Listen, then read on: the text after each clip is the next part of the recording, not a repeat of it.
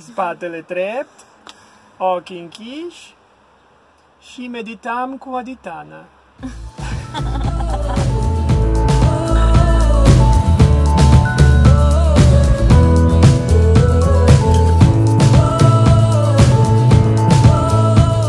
Olá, pessoal! Bem, Tudo bem, não tem problema. Semana passada participamos de um retiro de meditação, Vipassana, já ouvi tantas vezes essa palavra. Vipassana, sei lá qual é que é.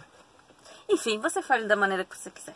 Aqui na Romênia, nas montanhas de Brad, aqui na Transilvânia. E nós vamos falar então um pouquinho pra vocês como é que foi essa experiência. Maravilhosa e loucamente incrível. Tudo começou quando a gente estava procurando um workaway. E a gente encontrou esse centro de meditação e um pré-requisito para eles admitirem qualquer pessoa para trabalhar com eles lá era fazer o curso de meditação para entender como funciona, como é que é a realidade deles, para então poder voluntariar. E a gente viu isso como uma oportunidade de fazer essa meditação e agendamos com eles então um curso que sairia no dia 15 de junho até o dia 25 de junho. Então fomos para Brad. Todo mundo se encontrou no Lido, né? Porque o Lido é o ponto de encontro de todo mundo aqui na Europa, em qualquer lugar, né? Fomos de caravana até a Ecovilla. Todo mundo estacionou na base. Que a Ecovilla fica no topo de uma das montanhas. No topo. As malas, então, subiram de trator e nós subimos a pé. Já no início a gente encontrou, tinham mais 2 brasileiros, o Ricardo e a Silvia. Eu já tava com tanta saudade de falar português que eu e a Silvia, a gente nem se importou com aquela subida enorme. Eu e ela falamos, conversando o tempo inteiro, né? Até lá em cima. Chegar no centro. Então, quando a gente chegou lá no topo da montanha, onde fica o centro de meditação. É uma comunidade que mora lá em cima. Eles têm uma área separadinha, assim, que é só para cursos de meditação Vipassana. Já na chegada a gente foi separado. Era um prédio, então homens tinham que entrar para um lado e as mulheres tinham que entrar para o outro. A primeira coisa que eles fazem é revistar tudo que você vai levar. Eles pedem para você tirar tudo que pode te atrapalhar. Tudo que pode atrapalhar a tua concentração. Lá você não pode escrever, você não pode ler, né? Você não pode ouvir música, se comunicar nada. Com laptop ou qualquer coisa, eletrônicas, enfim. Eles tiram tudo, livros, notebook, celular, MP3, MP4, enfim. Eles tiram tudo de ti, caneta, né? Papéis, você não pode levar nada lá pra dentro. E basicamente o que as pessoas levaram para dentro dos dormitórios foi material de higiene pessoal e roupa. Basicamente isso, né? Eu fiquei só com o meu óleozinho de coco. Eu não levei shampoo, não levei condicionador. Tudo bem que eu já não uso mais. Eu só uso óleo de coco. Escova de dente, pasta de material dente. de higiene pessoal. Podiam levar shampoo, condicionador. Era possível, eu só não levei porque eu não quis mesmo. Queria mesmo ficar roots lá. Então, depois dessa revista aí que levou quase 1 hora, ou talvez mais, não sei, a gente foi então levado e apresentado para o local onde a gente passaria os próximos 10 dias, né? Que as mulheres foram levadas por dormitórios femininos, banheiros femininos, e os homens para os dormitórios masculinos e banheiros masculinos. Basicamente perto um do outro, mas a partir daquele momento a gente já não se comunicava mais. Homens não se comunicavam nem entre homens, nem com mulheres, nem com ninguém. E eles, a partir daquele momento, estabeleceram o que a gente passou a chamar lá de Noble Silence, que é silêncio nobre. Ou seja, não era para falar com ninguém, não era para se comunicar com ninguém, nem por gesto, nem nenhum outro Olhares, nada. Olhares. E se a gente tivesse algum problema, alguma coisa, a gente sempre fazer contato com a organização, não com colegas. Para tudo isso, o objetivo principal é manter o foco em si próprio, né, em si mesmo. E tentar não se encostar também. Eles são muito ligados nesse centro em questões energéticas. Junto com essa meditação tem essa questão energética, assim, de não interagir com outra pessoa. E nem animais. Não podíamos encostar em nenhum animal. O objetivo disso tudo é que nesses 10 dias a interação fosse contigo. Contigo. E não com ninguém ou com qualquer outra coisa. Então, no nosso primeiro dia de meditação e por todos os dias subsequentes, né, a gente teve um despertar às 4h30 da manhã. 4h30 da manhã. Era um sino que tocava acordando todo mundo, basicamente, né? Aí a gente tinha um tempinho ali para se organizar, para se preparar para fazer a meditação. e depois tocava um outro sino para dizer, agora vai começar a meditação. Então era um tempinho que a gente tinha ali para... Meia hora, 5 horas começava pra a primeira meditação do dia. Então a gente saía direto do dormitório para começar o dia já meditando, né? Então a gente tinha 1 hora ali de meditação, depois a gente tinha um café da manhã, depois um pequeno relaxamento, depois mais 2 meditações, daí almoço e daí mais 3 meditações na tarde, chá da tarde e mais 2 meditações na noite.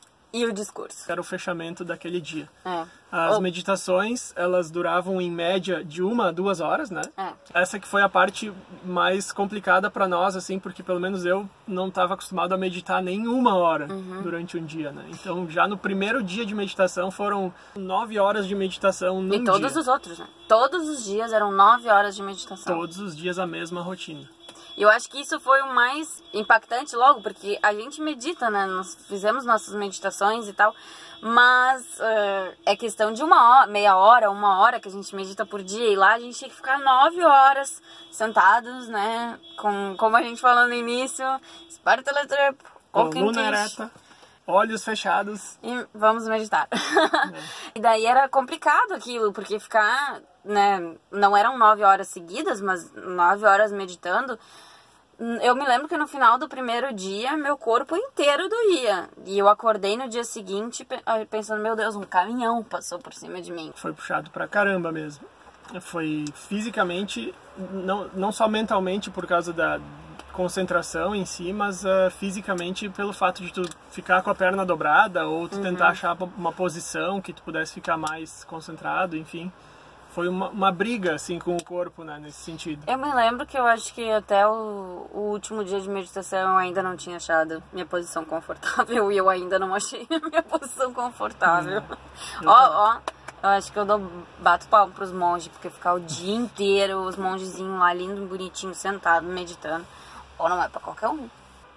Nosso dia terminava às 9h30 da noite e a gente já ia para os nossos quartos e a partir daí então era momento de descansar até às 4h30 da manhã do dia seguinte.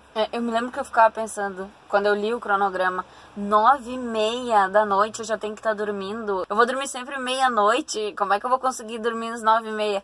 Mas meu corpo pedia para dormir, eu não conseguia nem pensar, eu só queria a cama, eu só queria dormir. Deita na cama e tu já apaga, porque é muito intenso, muito intenso.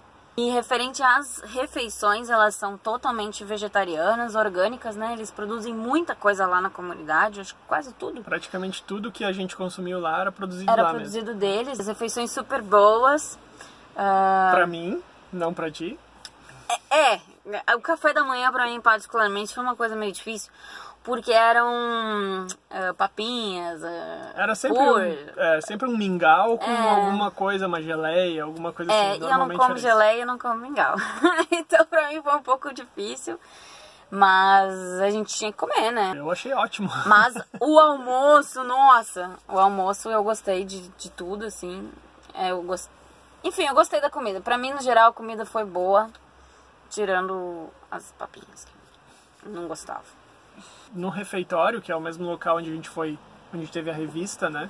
Foi passada uma cortina, assim, dividindo homens e mulheres, de forma que os homens não pudessem ver as mulheres e as mulheres não pudessem ver os homens. Era para ser uma separação mesmo. E foi assim até o final do curso, né? Até o final do curso. A gente só conseguia ver as mulheres quando entrava na sala de meditação, mas também homens entravam por um lado, mulheres entravam pelo outro. E eles sempre falavam, não olham para elas não olham para... Eles ficavam alertando a gente o tempo inteiro sobre essa questão da interação com outras pessoas, que era muito importante que a gente se voltasse para si próprio e não permitisse interação com outras pessoas durante o curso inteiro. A única interação que a gente podia ter era na noite mesmo, quando tinha o discurso. O discurso é uma leitura sobre o Vipassana, então essa era a única parte que a gente poderia interagir ou fazer alguma pergunta, né, referente ao curso, mas tudo referente ao curso, nada de... Elas falavam que nada de historinha. Era para ser objetivo. Era uma coisa objetiva e clara. E nunca interagindo com os colegas, sempre interagindo só com as pessoas que estavam guiando a meditação. E também, no lugar da meditação, cada um tinha o seu espaço. Cada um, a primeira vez que a gente foi para meditação, a gente ganhou um lugar. Tu senta aqui e aqui vai ser o teu lugar até o final do curso, né? Não podia trocar de lugar, porque eles dizem que a tua energia fica naquele lugar e a tua vibração, enfim, pra tu ficar sempre no mesmo lugar. De novo essa questão energética deles, né? Que Sempre voltada. forte. Quanto às meditações, elas são gradativas em conhecimento. Tu começa fazendo a meditação de foco na tua respiração. Depois a gente vai para a meditação que eles chamam Adhyana, que é meio que um pré-requisito para tu fazer, né, a Vipassana, que é uma meditação onde tu vai focar nas tuas sensações corporais. Depois a gente aprendeu a meditação Vipassana. E depois disso, a gente ainda aprendeu a meditação Metta, que é uma meditação que nem todos os centros dizem como é, ou que tem que fazer, mas lá naquele centro eles explicam. Quanto ao silêncio, pra mim não foi difícil, não foi difícil ficar em silêncio, assim, não poder falar. Eu achei que ia ser muito mais, assim, que ia ser, nossa, não vou poder falar, eu adoro falar, adoro conversar com as pessoas. E sou libriana. Comunicativa. Mas foi, de uma certa forma, foi libertador pra mim.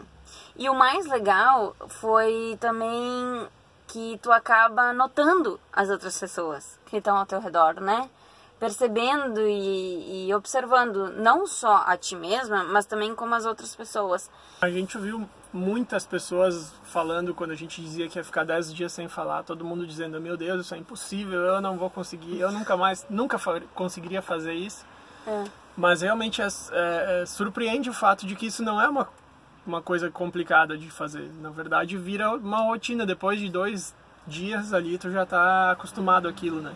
Para mim, o que mais foi interessante nessa questão do não falar foi a imagem que eu criei das pessoas que estavam ali convivendo, porque a gente conviveu durante todo esse tempo, né? Então, sempre que terminava uma meditação, todo mundo ia pro quarto. Sempre que começava uma meditação, todo mundo ia pra sala de meditação juntos. E a gente vai criando uma imagem sobre as pessoas. Ah, essa pessoa aqui eu acho que é um pouco mais introvertida, aquela ali é um pouco mais palhaça, mais alegre, mais enfim, né?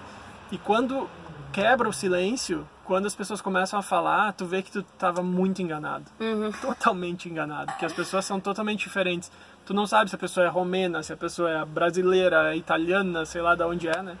E quando o silêncio quebra, tudo isso vem à tona. Tudo isso aparece assim, e aí tu vê, meu Deus, essa pessoa é totalmente diferente do que eu imaginava. Uma ideia interessante como tu vê que a gente faz pré-julgamentos, né? Sim. Como a gente faz isso, às vezes, mesmo inconscientemente, sem querer fazer isso, né? Um dia antes da gente ir embora, a gente pôde conversar, mas as meninas com as meninas e os meninos com os meninos. E também daí a gente foi fazer trabalhos para a comunidade. Eu, no caso, fui lavar vidro, potes de vidro, e tu foi?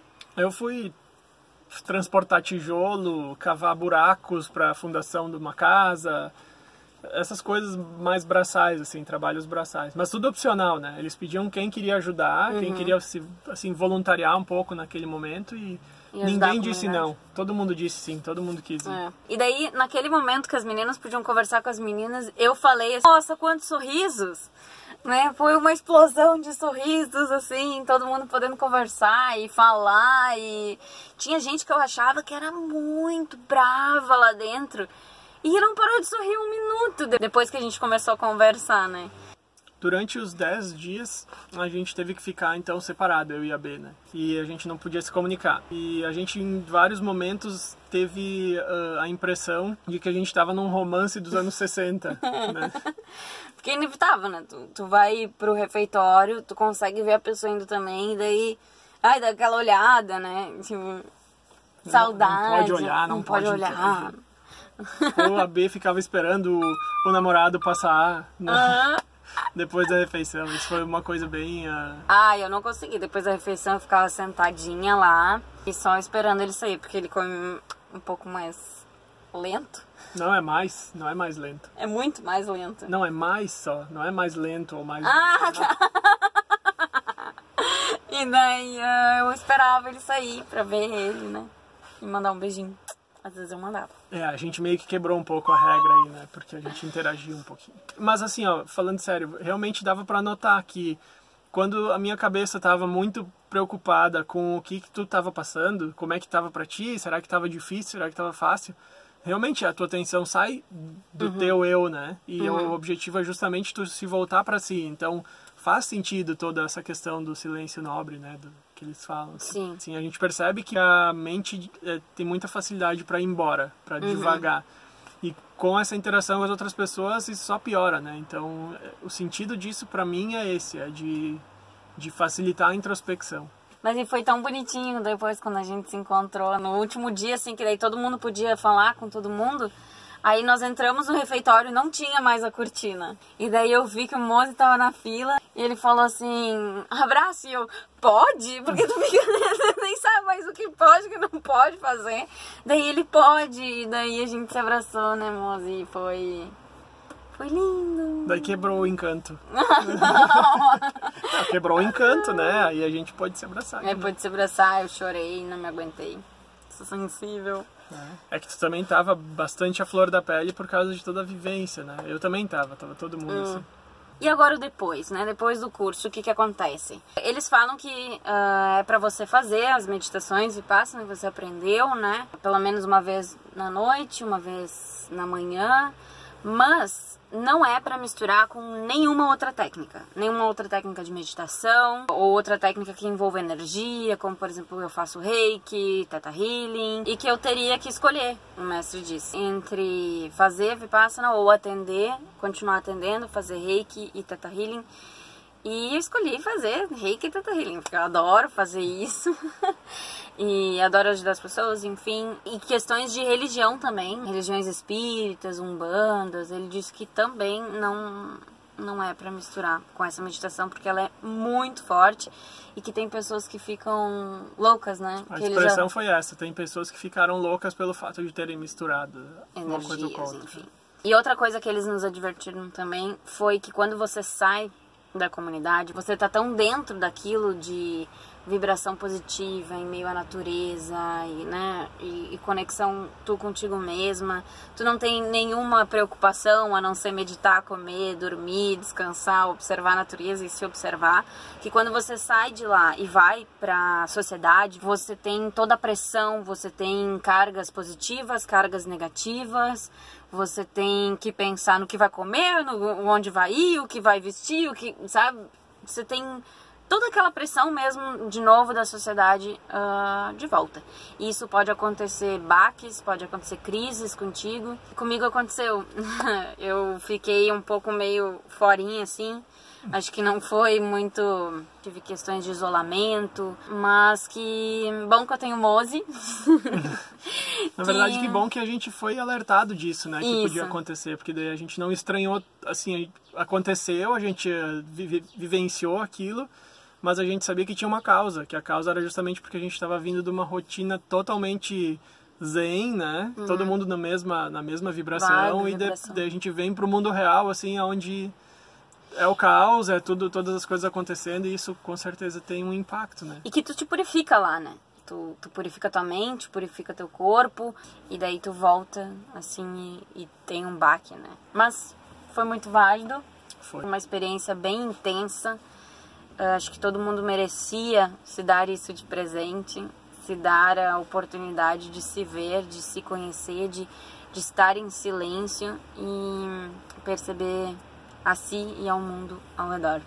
Uma coisa que a gente ainda não falou é sobre o custo desse curso. Ele é totalmente gratuito, ele não tem vínculo financeiro nenhum, ele funciona, na verdade, gratuitamente, mas à base de doações, se tu se sentir chamado a colaborar com algum valor. Então é uma comunidade muito bacana, muito legal, é um lugar lindo. A gente nem falou do lugar, mas o lugar é... Nossa! A paisagem é incrível. muito legal. E a energia mesmo que tem lá, não sei se é porque a gente estava num lugar totalmente zen e a vibração era ótima, positiva, mas realmente o lugar é incrível, as montanhas são incríveis, a paisagem é linda, né? Enfim, o lugar é muito bacana, se vocês quiserem conhecer. Na descrição do vídeo a gente vai deixar o site deles e o link também do Facebook, da página deles. Mas enfim, tá lá, vocês podem entrar em contato. Eles são muito bacanas, eu tô morrendo de saudade do pessoal de lá. E também de todo o povo que fez o curso com a gente. Foi muito bacana, uma experiência muito legal. E é isso aí, agora a gente deixa vocês com algumas fotos lá do lugar e do que foi um pouco dessa vivência, já que a gente falou tudo isso, né? Beijo, pessoal, até a próxima.